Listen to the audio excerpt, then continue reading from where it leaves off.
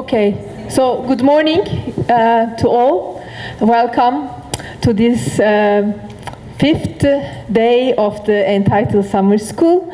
And in the original plan, as you all know, we had also Catherine Gibson, but she's sending her sincere apologies. She has her mother hospitalized, her 94 years old mother hospitalized, and she has to take care of her.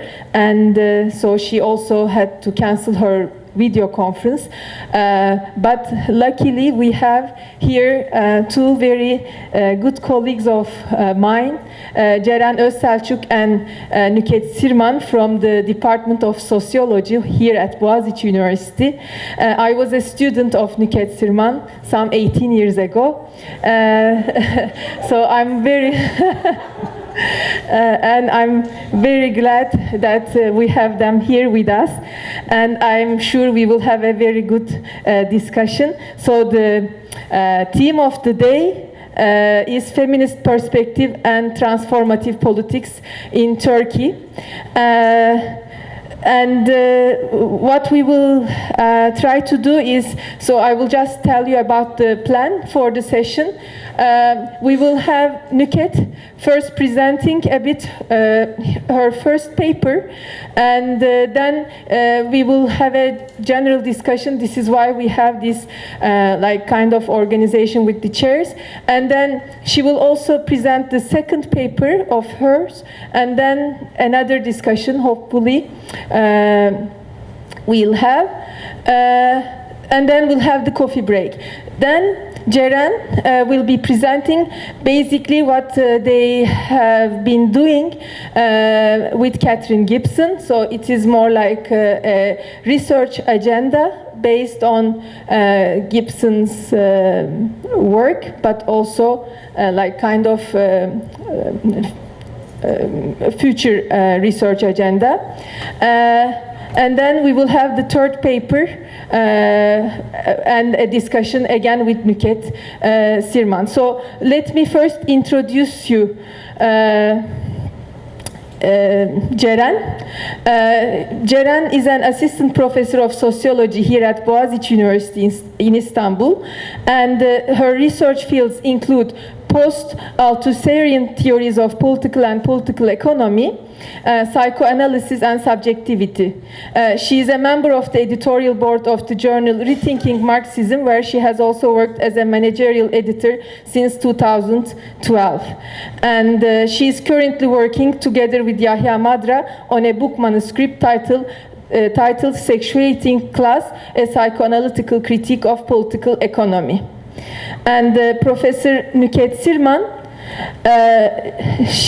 Nükhet Sirman is a professor of anthropology here at the Department of Sociology.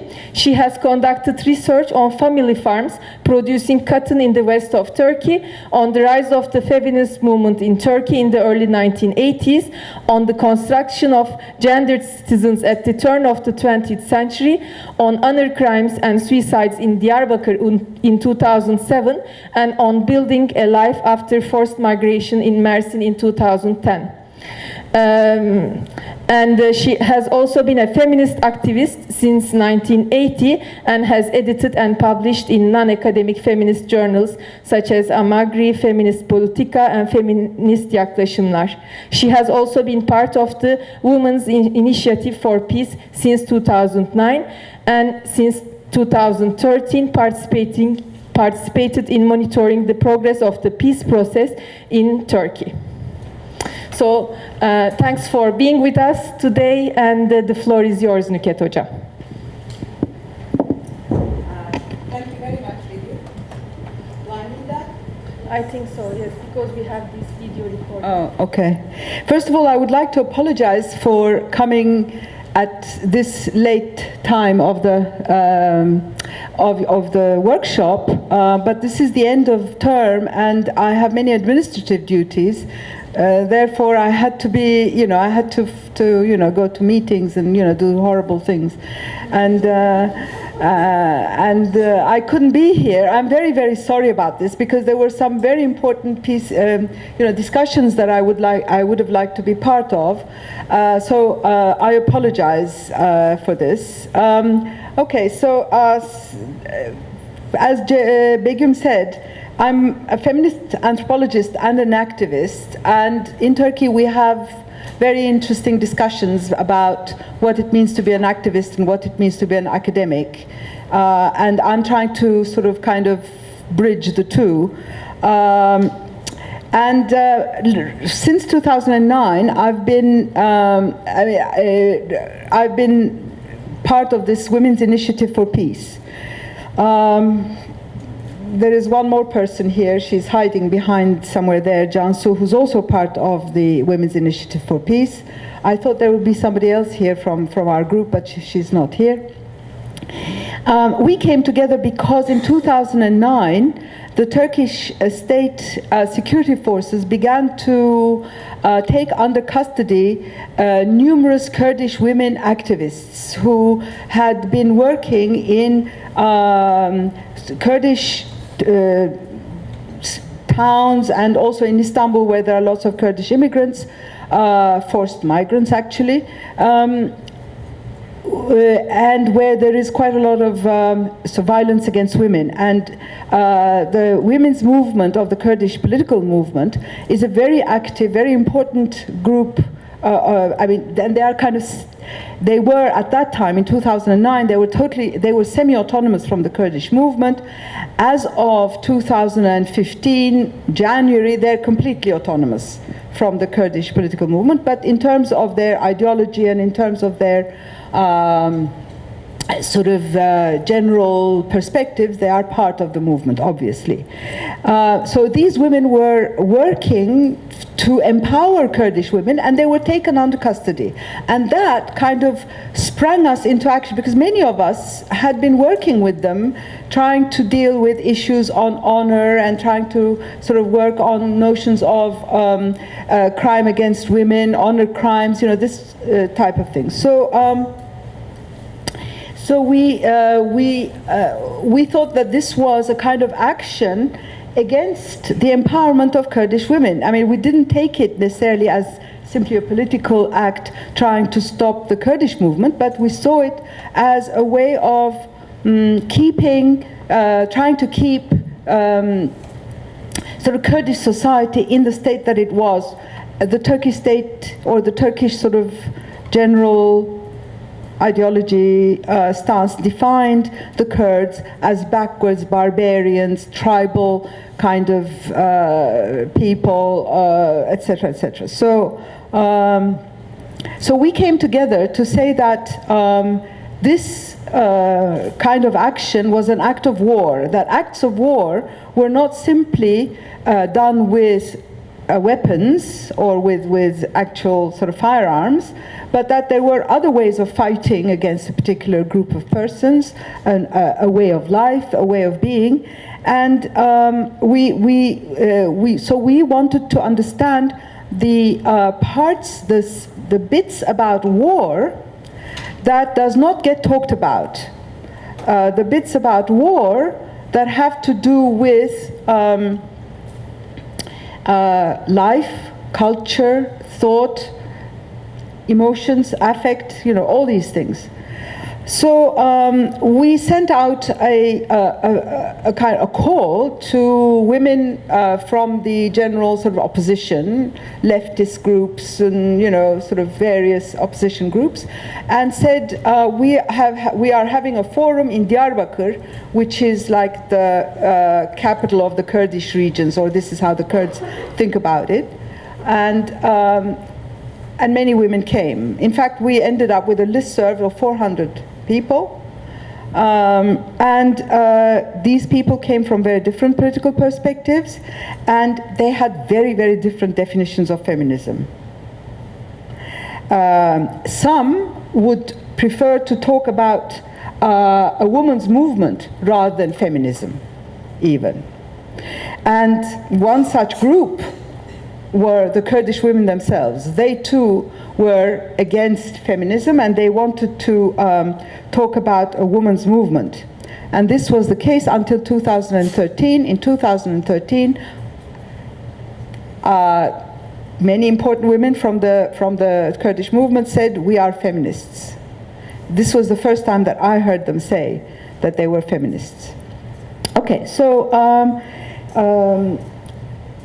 this is just to give you a kind of idea about how we came together. But then we also did a lot of other kind of, I'm trying to record myself because I usually forget what I say.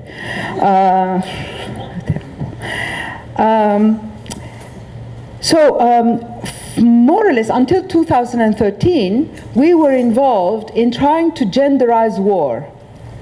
What does it mean to gender war? What we did was we created a space, a place for ourselves with a very important piece of material, a piece of cloth, which is about 1 meter in diameter, a white piece of cloth which says peace on it. And then there are feminas all over it and sort of kind of graffiti.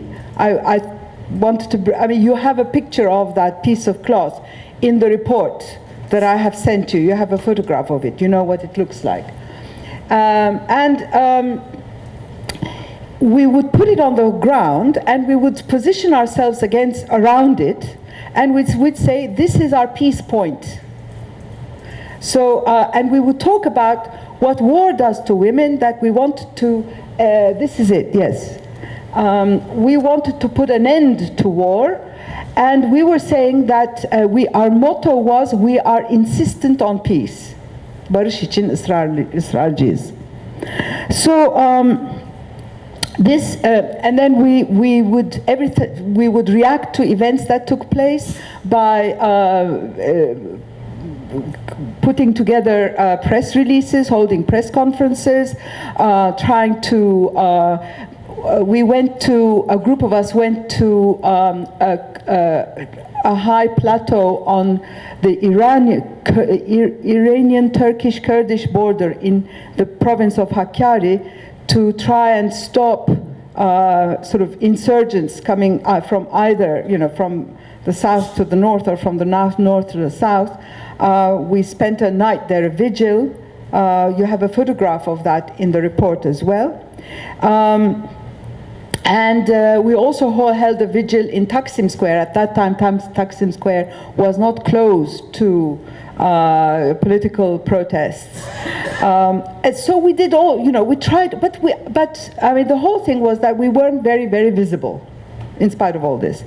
In 2012, in 2012, there were very important hunger strikes undertaken by Kurdish political prisoners in the prison itself. And the hunger strike was stopped on the 63rd or 64th day by Abdullah Öcalan, the imprisoned Kurdish leader. And after that, the Turkish authorities said we will start a peace process. Although there had been talks, I mean, I don't want to go into the politics of all this because I'm terribly bored by it. But there was a whole sort of series of, okay, this is us in the mountains of Tunceli, Dersim. I will talk about that. This is my second paper. Okay, so although there had been a lot of talks between the Kurdish rebels, the Kurdish combatants, and the Turkish state, various parts of the security forces, actually, the secret police, although there had been these things going on, in 2013, the Turkish government declared a peace process, the beginning of a peace process, which made us change our activity from being a genderizing war to genderizing peace. In other words, what we tried to do was to understand peace processes in the world in general and to try and see the extent to which we could make women part of any peace agreement. Okay. This is the Women's Initiative for Peace, and basically what I want to do in this talk is I want to talk about our feminist practice and ask the question of whether and to what extent we can talk about a feminist epistemic project that will bring about peace. Can such a thing really exist, or can we think about this? I don't know how much you know about the war with the Kurds in Turkey. It's a very problematic issue for very important reasons, especially during the 90s. The 90s is a kind of phrase in Turkish now. It's a symbol. It's a way of talking. It's a way of defining a dirty war. When the Turkish security forces evacuated more than 5,000 villages, they basically went in, said, you go. Don't take anything with you, just go. And these people, people had to walk out of their lives, just like that, at, the point of a gun. And there were also many summary executions by paramilitary forces, by state security forces, by clandestine paramilitary forces, all kinds of things. And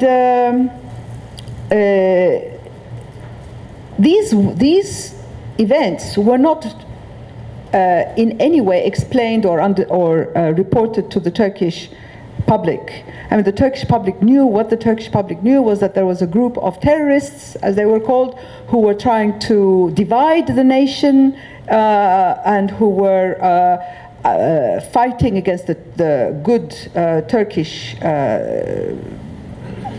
kids who were in the army, that more than 30, 40, 50,000 people were killed. They never mentioned that most of those people who were killed were Kurds, but that's another story.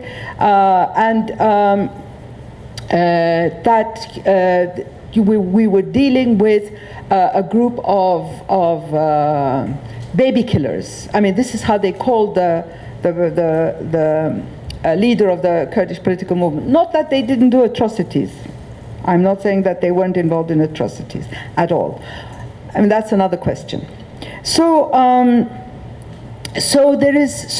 in the end, what you have is a divided country, a country where a group of people don't know anything about what's happening on the other side of, we call it the other side of the Euphrates, the river Euphrates. So we don't know what happens there. They know exactly what's happening over here because they are part of the state, but we on this side don't know anything about what's happening over there. And then there is this talk about peace, and everybody's saying, what is peace? These are a group of terrorists and they just have to be massacred. They haven't been massacred in 30 years. Maybe they will be massacred in the 31st year. Okay, so this is just background stuff until now. So what is the relationship between these events and feminism? What is a good feminist like me doing with these Kurds, basically? The first reason of why a good feminist like me is among these Kurds is my first paper, New Faces of Honor. Like Gibson Graham, I take feminism to be a project of a particular epistemic practice that is fragmented, dispersed, based on the here and now, and produces a politics about subjects and places. Subjects of feminism, subjects of Kurdish feminism, to do away with Kurdish feminism, to talk about feminism in general. These are all sort of various developments that we can talk about. And of course the state of war, which makes Turkey a very security-prone, I would like to call it, state. The place that we're talking about is a place of security. So how can we talk about peace where security is the main discourse through which certain things are approached?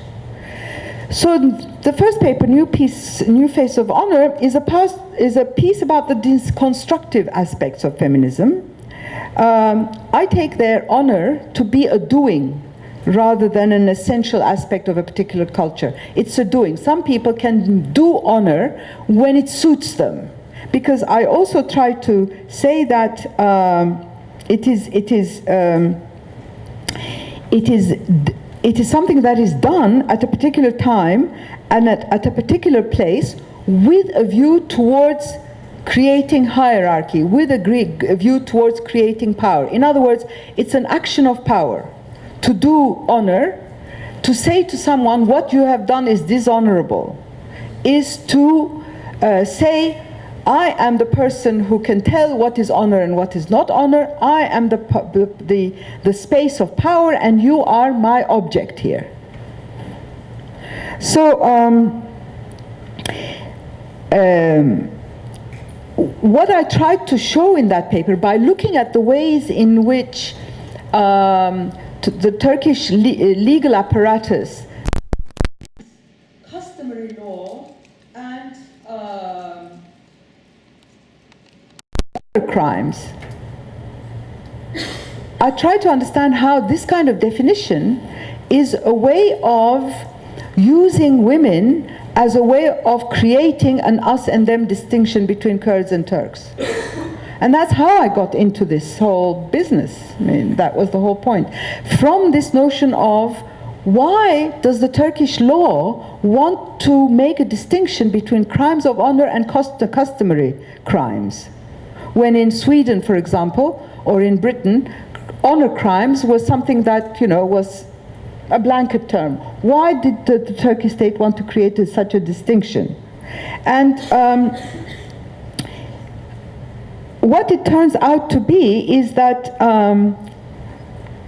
it is in this way that the Turkish state can define a Turkish identity, which is seen to be a kind of normative, safe middle ground between two excesses.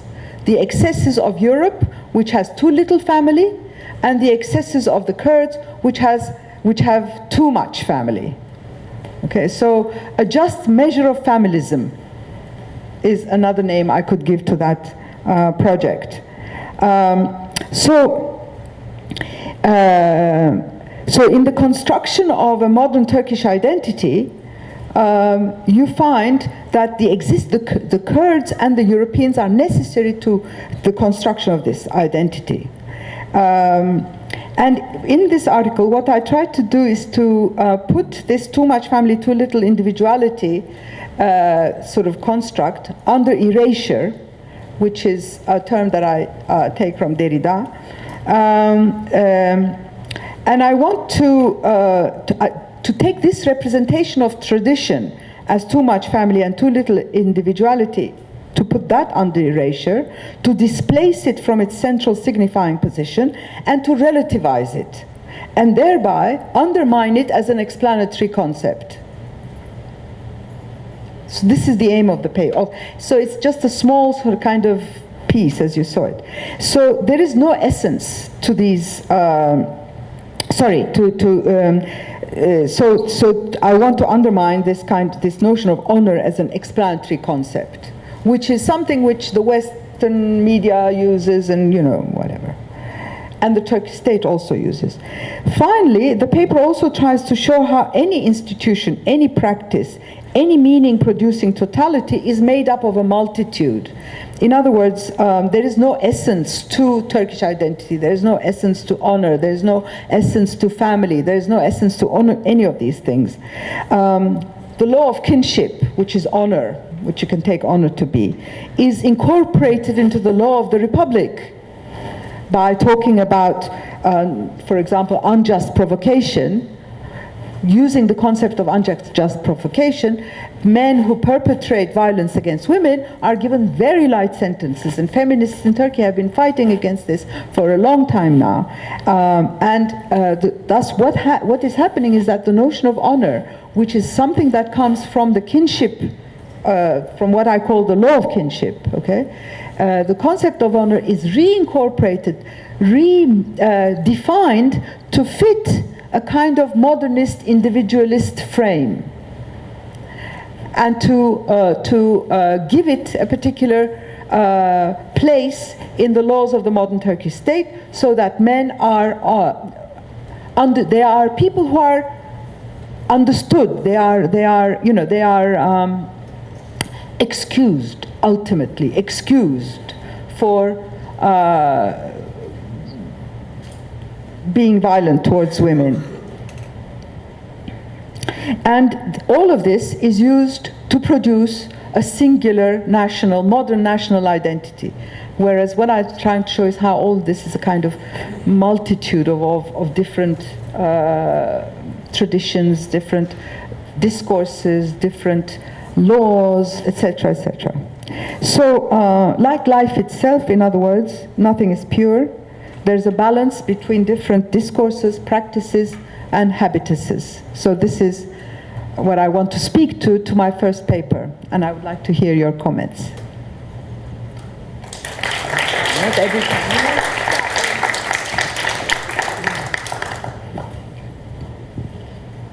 So we have now like 20 minutes till the next presentation of the paper. So yes, questions.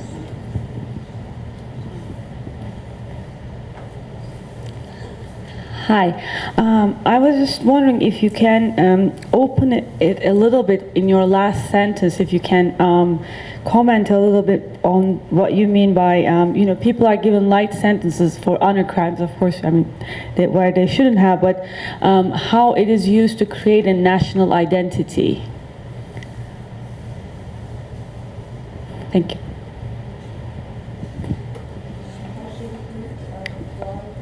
Maybe we collect three. Yes, Felipe, you want? Hi, thanks a lot for the exposition. Very interesting, the feminist movement, not only the women's movement, and the emergence of the identity of the movement. I'd like to ask you a bit. I'm very interested in the problem of these other violences, especially in a situation of war. If you could explain more what are these other violences? How do you concept the other violences? The other violence, not only killing, but beyond that, this epistemic violence. I don't know how you work with this other object, and then look into the future. What are the possible reparations that are imagined that, let's say, towards a common new way to live together? This might be a long question. You might maybe want to explain it later on, but I was interested to hear more about why Kurdish women in the movement first wanted to distance themselves from the label of feminism and offered the name women, and then shifted the position and kind of reclaimed feminism, like the history of that and the shifts of that.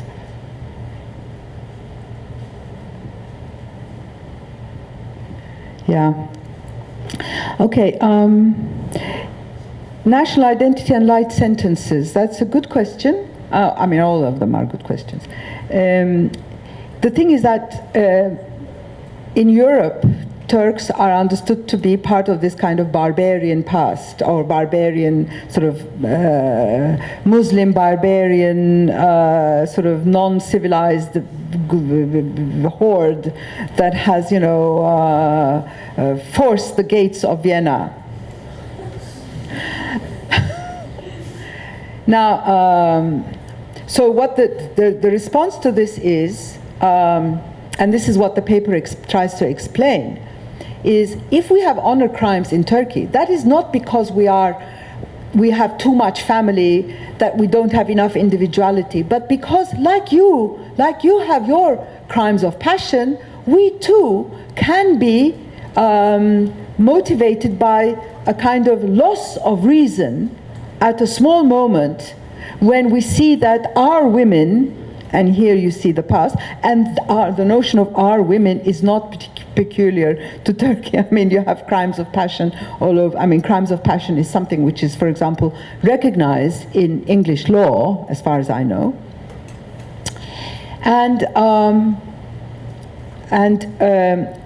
So when a man perpetrates violence against a woman, it's not because he is a barbarian, but because he has, like any European man, lost his reason. And that is part of modern Turkish identity. We are modern.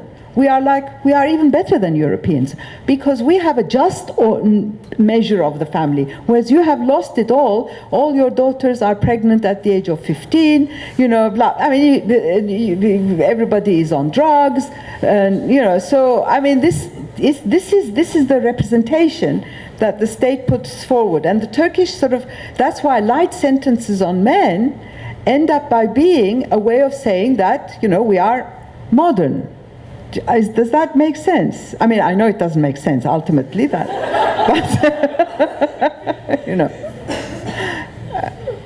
But I mean, that is the kind of the thinking behind this. So it's a way of saying, you're looking for barbarians. Look at the Kurds. They are the barbarians. We are not. We are modern. We are a modern. We're different than you are. We have our own mores and our own morality and our ethics, and the most important thing is the importance of the family. This is this government, the AKP government.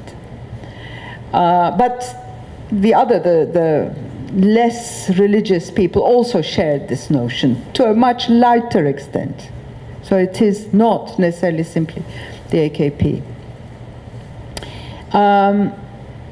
Yes, so it is part of building this kind of modern Turkish state, a Turkish state which can compete with Europe on any basis. We don't need to ask for favors from Europe anymore. Our economy is fine. This is fine. This was the. I wrote this paper in 2006 or something like that, which was like the epitome, the pinnacle of self-confidence of this AKP government, and that was that. Okay. Other violences and war, and the reparations that can be imagined. Yes, there are many violences in war. I mean, a lot of people talk about the rape of women, and I mean, as a kind of violence against women in war, but that's not the whole thing. A lot of the peace, truth and reconciliation committees, for example, in South Africa, wanted to concentrate on sexual violence against women because they thought that was the kind of real violence. Whereas there's a particular piece, a paper written by a South African activist, wonderful paper, where she shows how the women who came to talk before the Truth and Reconciliation Committee wanted to show themselves as active agents involved in resisting the South African police rather than victims who had suffered, sexual violence. Yes, of course, yes, there was that, but look, this is what we did. I protected my child like this, I did. So another violence, if you like, is the violence of not recognizing the actual political involvement of women in resistance movements in all kinds of different ways, just constructing women as victims. Which is what the Turkish state has done during or around the 2013 peace process. Their slogan was, mothers shouldn't cry anymore. Okay? So understanding women as mothers, whereas women are not just mothers. Then, of course, there is the violence of forced migration, which is an incredible, unimaginable form of violence. You come to people's village, You kill a few people, whose child, whose husband, it doesn't matter. And then you tell them that they have to move. They leave everything behind. They leave their territory, their lands, their houses, their possessions. They leave their identities. And identity, I don't mean as identity as Kurdish, but identity as, for example, of belonging to a particular tribe, to a particular family, well known in a particular environment, understood as being X or Y or Z in that particular environment. And then identity as a mother, a father, a son, a daughter, all of these being the what identity means. And then coming to being propelled, being flung to an urban area in Turkey, where Diyarbakır, Adana, Mersin, Istanbul, Izmir, Ankara, Bursa, I don't know, all these different, and what do they become in those places? Kurds. Just Kurds. All of those identities get, completely wiped out.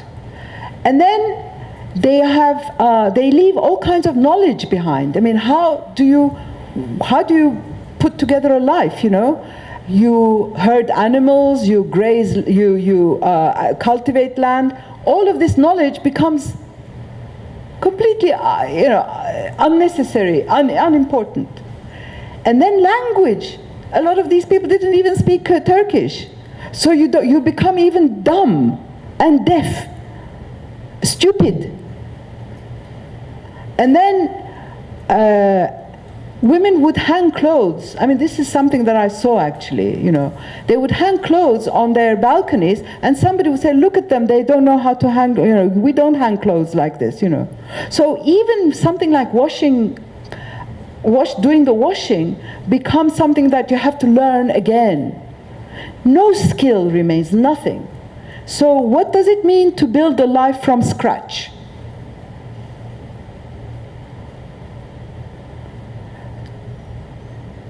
This is such a huge violence that I don't even know how to talk about it. We in the Women's Initiative for Peace, we have a Truth Commission. One of the members of the Truth Commission has just arrived. I see her in that corner, Feyza. And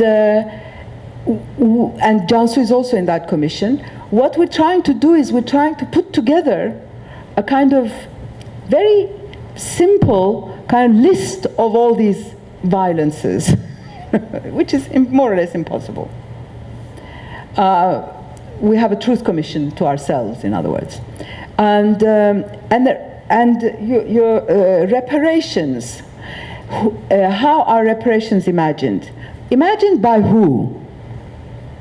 By the Turkish state or by the Kurdish movement? There are two different modes.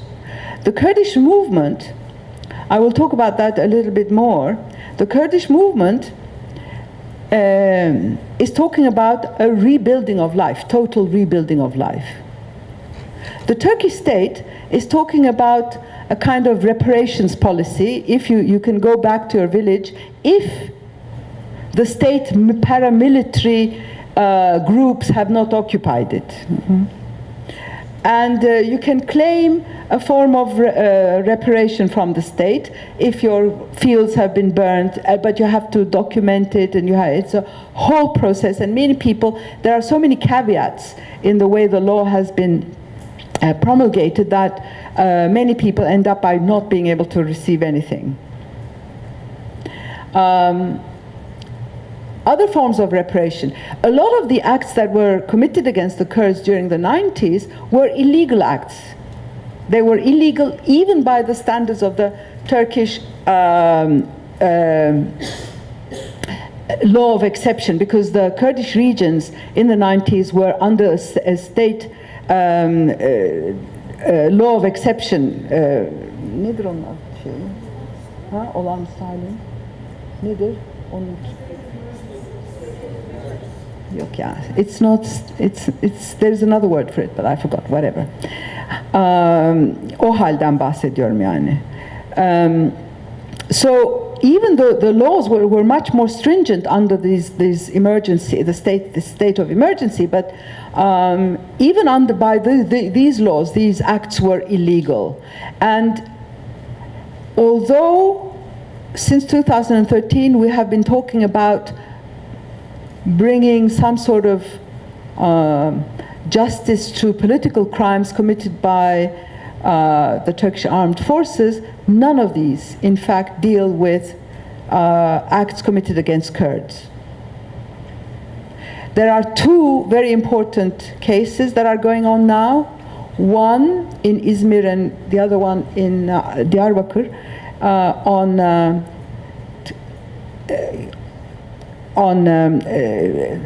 the killing of Kurds without any reason in two different parts of the Kurdish regions, and both of them are going very slowly, and nobody's expecting anything interesting to come out of them. Yeah.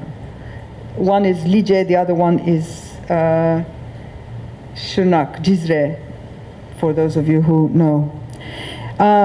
So reparations are imagined very differently according to where you stand, and very difficult. Okay, why Kurdish women distance themselves from feminism and then reclaim it? They distance themselves from feminism because feminists in Turkey, I mean, how did the Kurdish women understand feminism? By looking at what we were doing, Turkish feminists were doing. I don't like to call us Turkish feminists, but if you call one group Kurdish feminists, then the other one becomes automatically Kurdish feminists. Okay, I will use east of the Euphrates, west of. This is the way we go around this problem among ourselves. So I will sort of use the same terminology here. West of the Euphrates, we are only women. We don't work with men. Some of us have had very difficult experiences working with men in leftist groups, so we have separated ourselves from them. We are totally autonomous from men. We have been around on this side of the Euphrates since more or less the 1980s. I personally have been involved with feminism in Turkey more or less since 1980.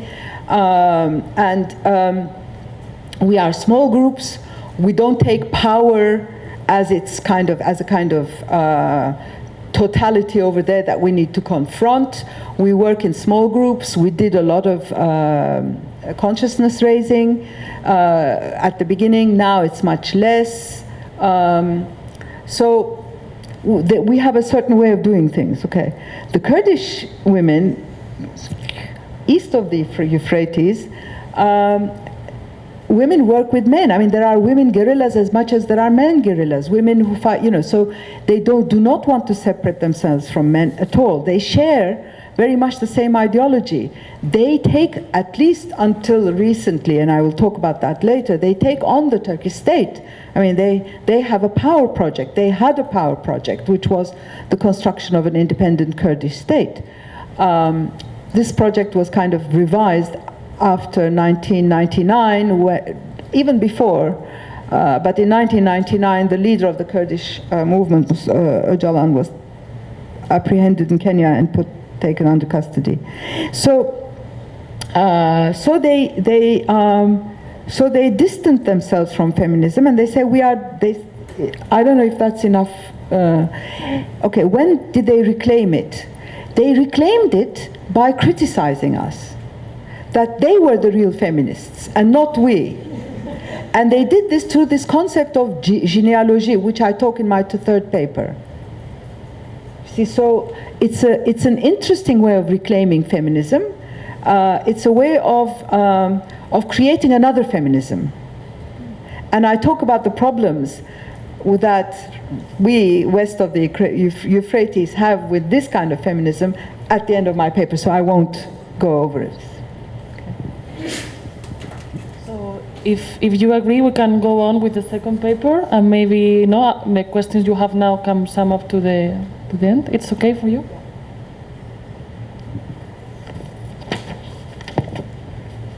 So my second paper is a joint production. Feyza was also involved in it. it's a report on the workings of the peace process in 2013. By looking at that, so this is feminism in action. Okay, so I don't want to talk about what we did. I mean, because you have read it, but I want to talk a little bit about our feminism as we practiced it. We have a number of declared and undeclared principles. There was a time when we worked towards, I have a very funny document on my computer about the way we work. It was called The Way We Work. So we tried to sort of verbalize these kind of ethical principles that we worked with, but there's always more to them and less to them. So it's very difficult to actually verbalize these principles, and I will try to do this now, but it won't be, it will also be very insufficient or very, very problematic. But we want to have full participation of everybody in all the projects. In all projects that we do have to involve everybody. We have to have equal access to all information, and we have to build an ethical approach to resources. So, for example, monetary resources. We do not go to NGOs for funding, either Turkish or abroad. Not because we are afraid of being project-driven, but because we are working alongside the law, and I will come back to this in my third paper, so hold on to this. We're trying to get everyone's consent when we do something, and even if we don't get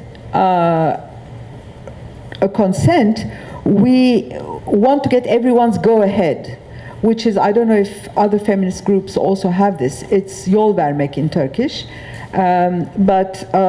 So some people will say, well, I don't agree with this, but okay, you can go ahead and do it. Okay, so a kind of go-ahead, to give a go-ahead before embarking on any action, such as writing press releases, going on fact-finding missions, organizing conferences, whatever we do. We do a lot of communal pooling of goal-oriented expenditures, such as travel. For example, when we go to monitor a particular clash or a particular event.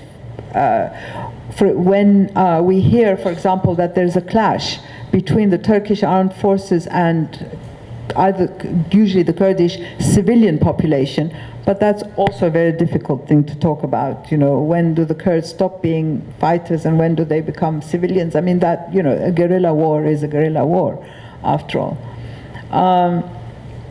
So when we hear about these such kind of clashes, what we want to do, we want to go on situ, and we want to understand what's taking place there before.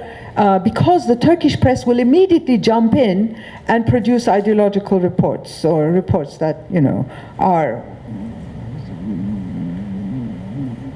basically, distorted. So we have, or when we organize a conference, or when we organize a kind of meal, so all of these are done through pooling of resources. But again, we have a lot of problems there, because even when we pool resources, to take a flight from here to Diyarbakır is not very cheap. And we do it usually at the last moment, which means that airfares are very, very expensive at the last moment. And, you pool resources, and then, we have to decide who is coming, and then we have problems because some people who pay the money want to go, problems. But at least there is this kind of attempt. And then the way in which we define our goals to act in the here and now. violence against women, the notions of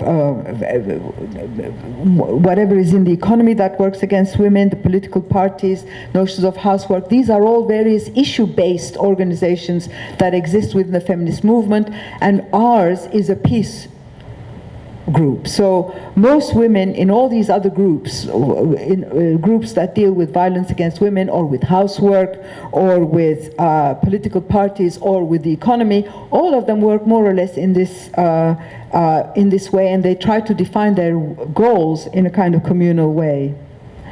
Then there's the eradication of hierarchy based on knowledge, experience, or the labor one performs. I have written this, therefore I have more say in this. You know, we try to get away from this kind of doing work. We try to get away from this kind. We try. You see, when I sort of try to enumerate these, you see that we are kind of close to the way in which Gibbs and Graham define a politics of possibility in the here and now. Nevertheless, we also have very specific issues to deal with. I mean, we are an action-oriented group. We founded ourselves in order to act. So what we want to do is to incorporate women and their experiences of war in any peace agreement. We want to make women an autonomous party to peace negotiations. We want to be at the table, at the negotiating table. Just parentheses, before the election, Turkey is divided into before the elections, after the elections, which is another issue. Before the elections, we were able to incorporate, or the Kurdish movement was able to have a woman on the as a part of the group that goes and has deliberations with Abdullah Öcalan in his prison. So the way it works is that the Kurdish a group of Kurdish negotiators from the People's Democratic Party goes to the island where Öcalan is imprisoned. They talk, they deliberate, they come back. They give this information to the Turkish state, then they go to northern Iraq and they give that same information to the guerrillas in Kandil. Then they take that information from there and the information from the Turkish state and they go to the island and give the report back to the... So they do this kind of tripartite kind of negotiation round, and now there's a woman who is definitely a representative of the Kurdish women's movement. This is how they called themselves at that time. Now they're calling themselves the Women's Free Congress, the Free Women's Congress. Okay, as of January 2015, and so they have now included this woman into this. Into this kind of well, these are just groups who are trying to produce the negotiating table. The negotiating table is still not there, and the existence of this woman from the Kurdish women's movement is also a way of making women part of the negotiating table. So we are involved at this very moment. We are involved in trying to make the presence of this woman, to transform the presence of this woman in this kind of mediators group to be a representative of all the women's movement in Turkey. Not just the Kurdish women's movement, not just feminists, not just this, not... So how can we turn that woman into a representative of all of us, so that we women are represented at the negotiating table when and if it's going to exist? Still not there. And during the elections, the whole elections campaigns, etc., the prospects for peace have dimmed very considerably, I have to say. So all of this is a kind of parenthesis. So we want to make women an autonomous party to peace negotiations, and of course, this means that we need to take decisions and actions in the here and now. We are, therefore, working with a sense of urgency, and we feel that there are exigencies that take over our feminist principles of action. What this means is that we have to make very important compromises. So, instead of the 400 people on the listserv, we created a small action group of women. We called it the kitchen, because we're feminists, and took decisions within that group. But the formation of the group was, we called everybody. We said, who wants to be in this small group? Who wants to spend more time working for peace than any other thing that they want to do? So we did not appoint people to this position, and then we take decisions and we then let everybody else know, which is an interesting way of doing things. Decisions were taken in haste rather than with slow deliberation. Gibson Graham quotes Arjun Appadurai, who says, "A politics of patience versus the tyranny of emergency." This is exactly what we struggle with every single moment. One of my friends is not talking to me because of this. I mean, it's very, very hard. I mean, this is very, very hard to deal with. We take a decision in haste. It's half-baked. Then you take one decision in haste, and then that leads to other decisions being taken in haste, and you suddenly find yourself in a situation where you didn't expect to be, you didn't want to be, etc., etc. Consent and even go ahead was and is difficult to obtain when there are so many diverse definitions of feminism, and when there is this sort of exigency like hanging over you like this. Voluntarism versus assigning of tasks. I mean, even there we had to say, we had to like bend arms. Yes, you can do it, you do this, pressurizing someone to do something because that thing needed to be done. And all these, of course, create a very important, wounds in our feminism. I mean, we live this as a kind of wounding. Another very serious problem, the language of feminism versus the language of the bureaucracy. Our report, which you have, is very much part of this problem, because we tried to, we were addressing in that report the parliament, we were addressing the women in the Kurdish fighting forces, the guerrilla women. We want NGOs to read it.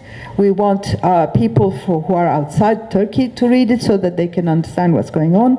So we thought that we had to have a language which was a language of authority, which is not the language of feminism. The language of feminism is a language of feelings. It's a language which is much more tentative.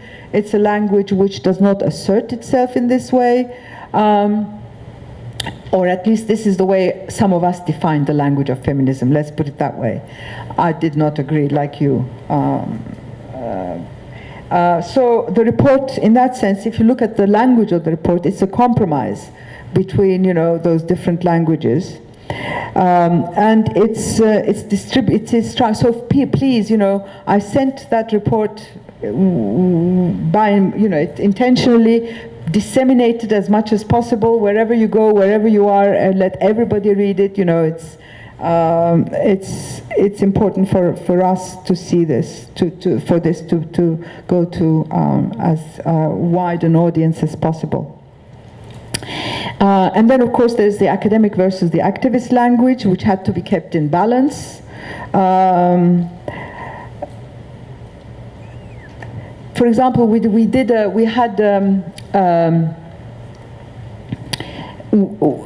sit-in in Tünel, it's the end of the Istiklal Road in Taksim, where simultaneously we held vigils for Gaza, for Rojava, and for Shengal, Sinjar, the Yazidi people who were massacred by Daesh, by ISIL.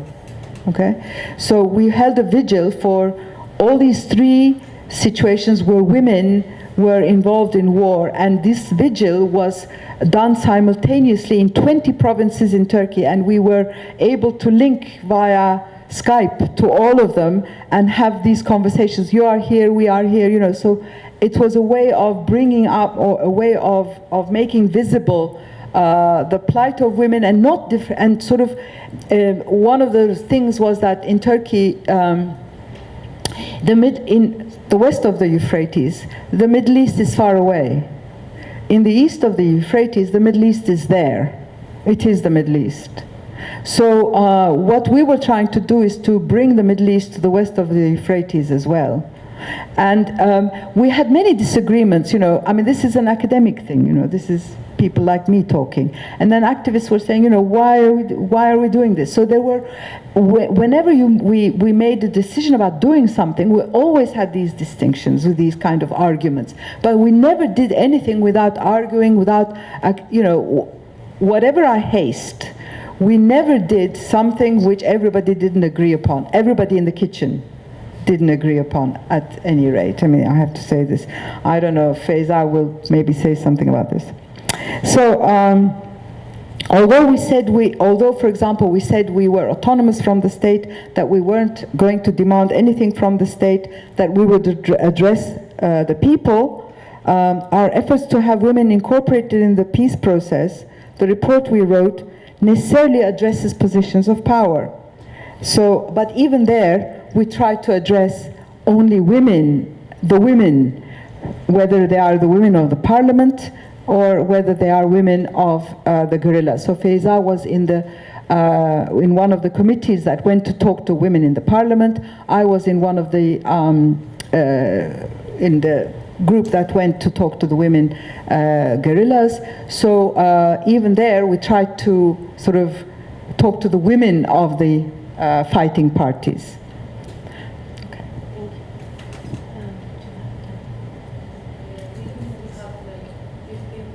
Okay, 15 minutes, so.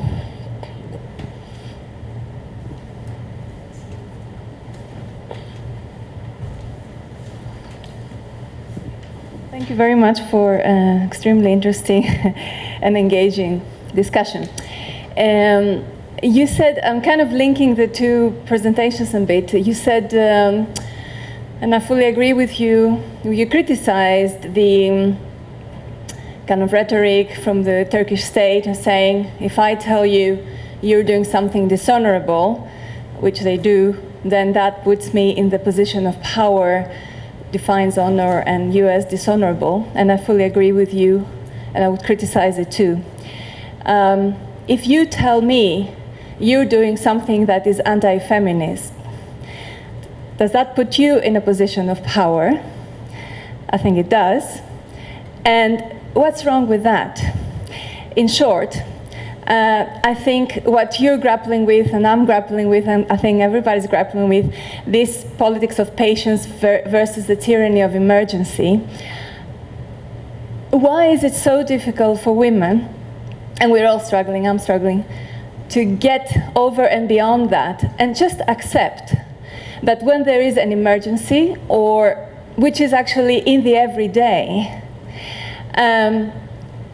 one needs to vest a position of power, maybe do it differently, but this is precisely what the Kurdish women did to you. They told you, you're not good feminists because we are saying so.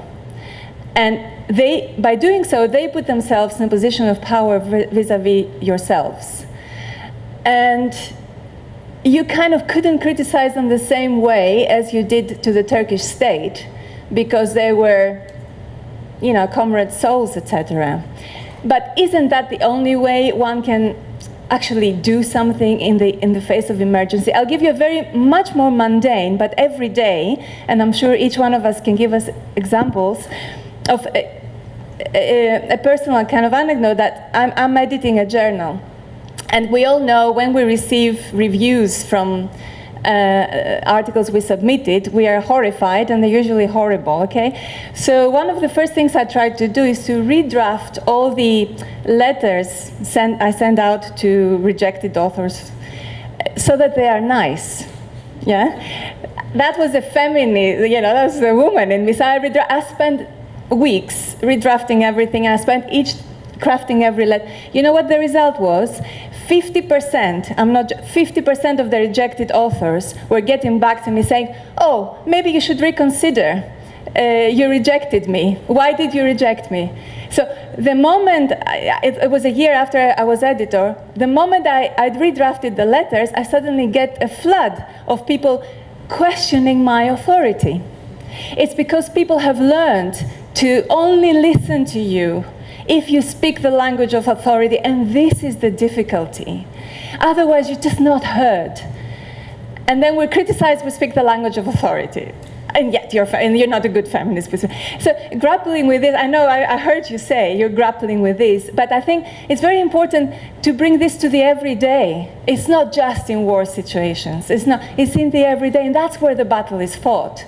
What do we do then?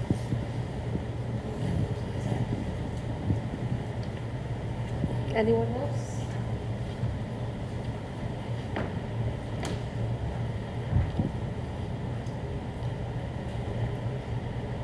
Well, maybe not a question, but a comment. Reading the report and then listening to you, it seems that this group makes visits to lots of diverse governmental, non-governmental, movement-related women groups. And I don't know, I was thinking there's something else in this political labor. It's like you're weaving something, or it's not like, I don't know, often the discussions take place in terms of representative politics versus direct politics. This is both representative and direct, but at the same time, in entering into each group, you're trying to generate a debate. So it just seemed as a form of doing politics. It's also pointing to a different kind of travel, almost like a traveling, weaving. I don't know how to put it exactly.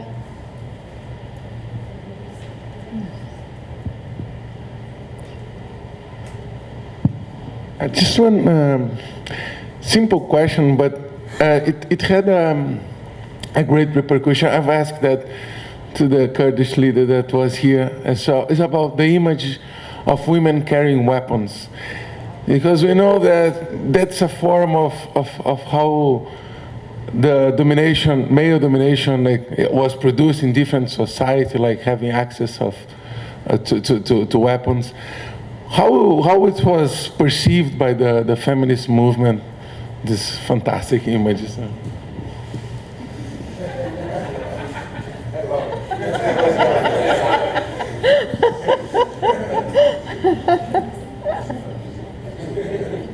Okay. Okay, I'll start. Thank you very much for that comment. I mean, it's a wonderful comment. That was exactly my position. I mean, as you can imagine. And you see, being an activist and an academic at the same time made me come out very strongly on the side of a language of power in this report. And one of our friends, one of the people who were very much influential in writing this report, who is also a professor in the sociology department. We are a weird group of people in the sociology department. Nazan Üstünda, for those who know her. She had done a fact-finding mission in Argentina to see how the Argentinian peace movements had proceeded to come up with the truth about the disappeared and all, what was happening in Argentina. And one of the points that she was making very strongly in her report was how important it was to look scientific. that if you had an Excel file, or if you had numbers, then that would be serious, considered to be serious, and to be considered to be important and scientific. And that's exactly what we tried to replicate in that, because we were saying, we have to be able to speak from science so that we are able to be heard. And we have to, not only that, but this is going towards something which I will say in the third section, in the third piece that I sent you, but that position is the only position which will keep us, that will provide us a space to speak from. Otherwise, we shall be hammered by the state or by the Kurdish movement. It doesn't, both, which we have been, we have been faced with that for very long time. Yes, so yes. I mean, and it is an every day, in the sense that you see, yes, it is about war, but our position is an everyday position, in the sense that we take a position against what's happening in the here and now. In other words, the Turkish state is doing one thing. For example, let me give you an example. We heard that the Turkish state was allowing the Daesh, ISIS people to move across the Turkish border freely, and this was just at a time when a religious holiday was coming around, and it was a time when ISIS really came upon Kobane, and they said, we are going to have our religious festival in Kobane. This was in early October 2014. And what we did was, we put together three buses full of women, saying, this is not a holiday. And we went to the border, and we tried to sort of construct a human shield. Everybody was constructing it anyway. I mean, it wasn't just us, but we were there and we did it. And so it was an everyday decision taken against a particular issue. So yes, all decisions that you take are everyday decisions, and they are all, I mean, whether they're about war or whether they're about the family or whether they're about the economy, doesn't really matter. But when you're involved in this, in living, which is what you're saying, I hear you, that's exactly it, yes. So we have to listen to, but on the other hand, we have to take a position of irony towards our voice of, which is, yes, so I won't go, So we should also not take ourselves seriously, so yes, exactly. A weaving of something, it's so nice the way you put it, a traveling feminism, a weaving feminism, representative politics and direct politics at the same time. We are talking about building networks. I mean, yes, we are trying to build networks. We are trying to we have tried to involve all kinds of political groups, from more sort of social democratic positions to more conservative positions in Turkey. We have tried to involve them in our movement, touching them in different ways, going towards them. In other words, we have traveled. I mean, it's a very good way of putting it. I really appreciate that point a lot. It's a form of direct politics, because in 2013, after the Turkish government declared the the peace process, we said we're going to build our own peace. They will not take women seriously. We know that. We are going to build a women's peace. So we're going to work in a parallel way. This is the way we use. Now we cannot use that word anymore.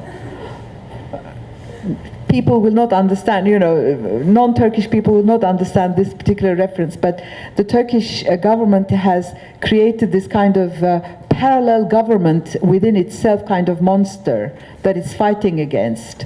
And therefore the word parallel is totally taken over by the government, and we cannot use it anymore. But we had, so we weren't representatives. We were just taking direct action, but then we were trying to get as many women involved within us, and we were trying to make ourselves representatives of, by every year, when this time around comes in June, we have a conference. We invite everybody, and then we become the kitchen becomes the representatives of everybody. Yes, so we try to do this kind of both at the same time. The image of Kurds carrying weapons. One of our feminist groups in Turkey has produced, they produce a journal called Feminist Politika, which I write in as well.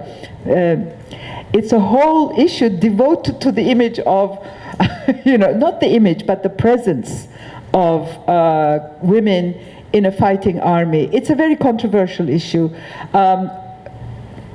The first article in the issue begins, feminism is anti-militarist, therefore women should not hold weapons.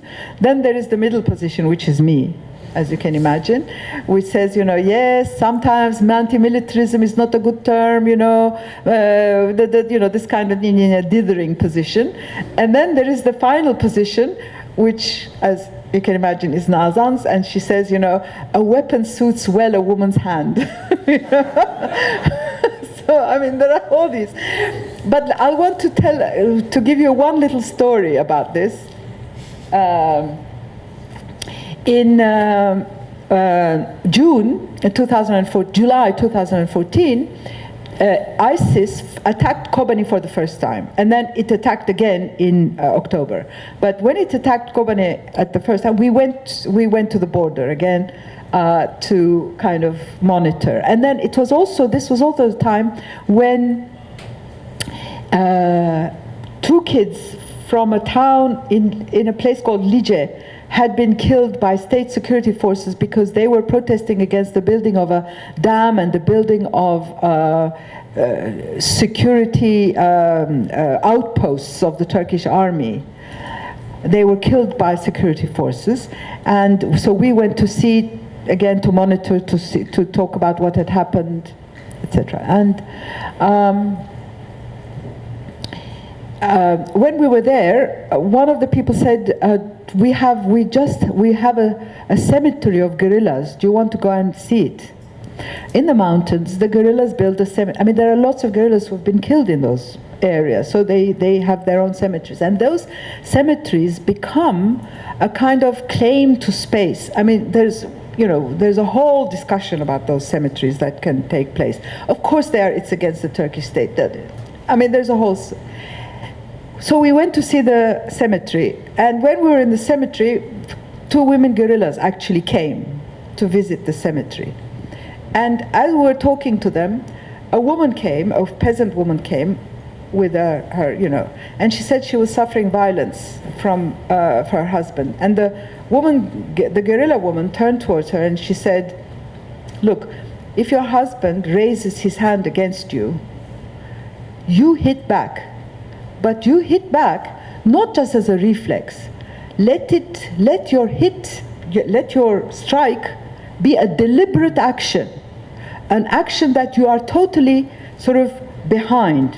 The whole of your body, your soul, your head should be in that action. And don't forget that a whole army of women with guns are behind you. And the woman left with her eyes, sparkling. So, dither. Okay, we'll do a break now until 11:30, okay? Thank you.